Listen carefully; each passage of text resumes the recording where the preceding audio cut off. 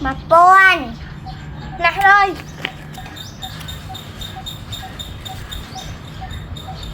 là cục tay là cục tay mà vanh là cục tay là cục tay là cục tay là cục tayอยากมาพูดว่านั่นใช่là cục tay là cục tay chẳng ai lên mà vanh mà mình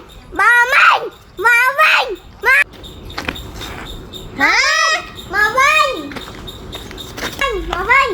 ok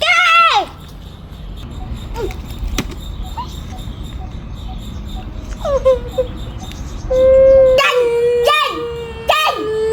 gì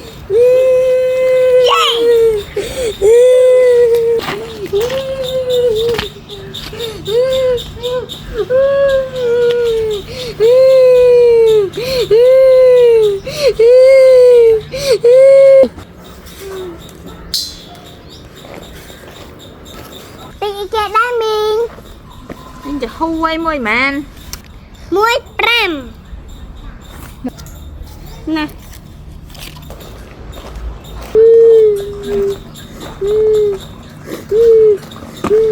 เฮ้ฮะ